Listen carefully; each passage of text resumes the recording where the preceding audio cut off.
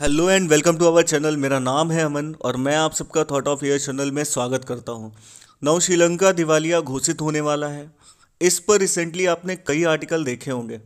There is no money left, covid crisis leaves Sri Lanka on brink of bankruptcy. पैसा नहीं बचा है क्योंकि श्रीलंका का रेवेन्यू सोर्स था टूरिज्म, जो कि कोविड की वजह से डिस्ट्रॉय हो गया। हम ये मान सकते हैं कि किसी भी महीने श्रीलंका की सरकार ये घोषणा कर सकती है कि पैसा नहीं है, लोन नहीं दे पाएंगे। वैसे आपको ये जानकर आश्चर्य होगा कि टूरिज्म से श्रीलंका की कुल जीडीपी का 10% हिस्सा आता है। आप अंदाज़ा लगा सकते हैं कि श्रीलंका के 2 लाख लोग ऐसे हैं जिनकी रोजी रोटी टूरिज्म पर डिपेंड करती है। कोविड की वजह से टूरिज्म इफेक्टिव हुआ है। वर्ल्ड बैंक का अनुमान लगा है कि श्रीलंका में 5 लाख लोग ऐसे हैं जो पॉवर्टी लाइन से नीचे चले गए हैं। हालात ऐसे हैं कि इनके द्वारा विदेशों में रखे ऑफिस भी बंद करने की कगार पर आ गए हैं।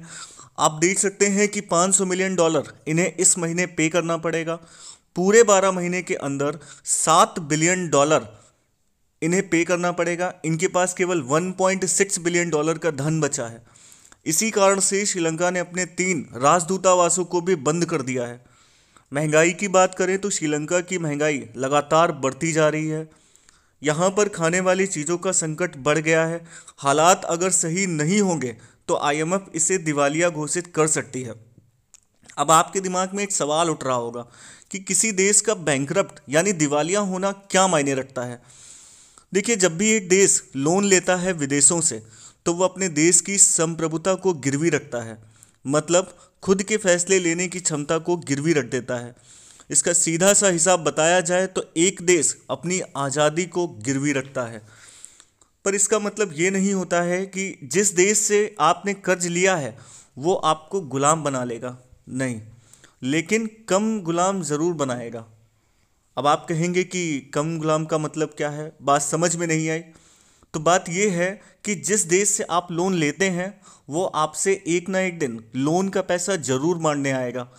उस वक्त अगर आप नहीं दे पाते तो आपसे पूछेगा कि आपने लोन क्यों लिया था। आप कहेंगे पोर्ट बनाने के लिए, रेलवे लाइन के लिए, तो वो दूसरा देश आपको वो पोर्ट या रेलवे लाइन आपसे ले लेता है।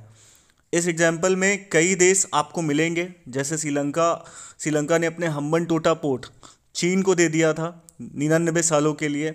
रीज़न क्या था कि वो कर्ज नहीं चुका पाया था। लाओस जो आसियान कंट्री के पास पड़ता है, उसने चीन से कर्ज लिया। जब कर्ज नहीं चुका पाया तो उसे अपने देश की पूरी इलेक्ट्रिसिटी का कब्जा चाइना को देना पड़ा। केवल चाइना ही नहीं, कई देश ऐसे हैं जो डेब्ट ट्रैप पॉलिसी इस्तेमाल करते हैं।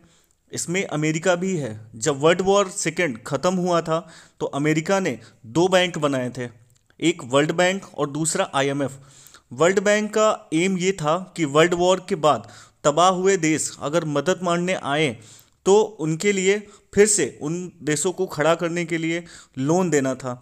लेकिन अगर कोई देश कंगाल होकर लोन लेने आता था तो उसकी संप्रभुता पर कब्जा करने के लिए आईएमएफ का निर्माण किया गया था। जब आईएमएफ बेल आउट पैकेज जारी करता है तो आपकी स्वतंत्रता को गिरवी रखना पड़ता है। इसका मतलब मैं आपको एक और एग्जांपल से समझाऊंगा। जैसे आप आईएमएफ के पास लोन लेने गए तो वो आपको पैसा देता है एक टाइम के लिए, लेकिन जब आप उस टाइम पर लोन नहीं चुका पाते हैं तो आईएमएफ आपसे शर्त रखना शुरू करेगा। जैसे आईएमएफ आपके देश को खुली अर्थव्यवस्था यानी ओपन इकोनॉमी बना सकता है, मतलब उसके देश की कोई भी कंपनी आपके देश में आएगी, प्रॉफिट कमाएगी, आप उस कंपनी के किसी भी मामले में इंटरफेयर नहीं कर सकते। आपकी परमिशन की ज़रूरत अब उस कंपनी को नहीं होगी क्योंकि आपने अपनी आज़ादी आईएमएफ को दे दी है। अब आईएमएफ की इच्छा से आपकी कई सारी चीज़ें चेंज हो जाएंगी। तो ये खेल होता है बेल आउट पैकेज का। तो श्रीलंका इस समय फंस चुका है। अगर टाइम पर पैसा ना चुका पाया तो इसे दिवालिया घोषित कर दिया जाएगा, मतलब इसे अपनी सॉवरेनिटी खोनी पड़ेगी। तो ये थी दोस्तों आज की हमारी वीडियो। आपको कैसी लगी? अगर आपको अच्छी लगी हो तो लाइक करें, शेयर करें और हमारे चैनल को सब्सक्राइब करना बिल्कुल ना भूलें। Thank you so much.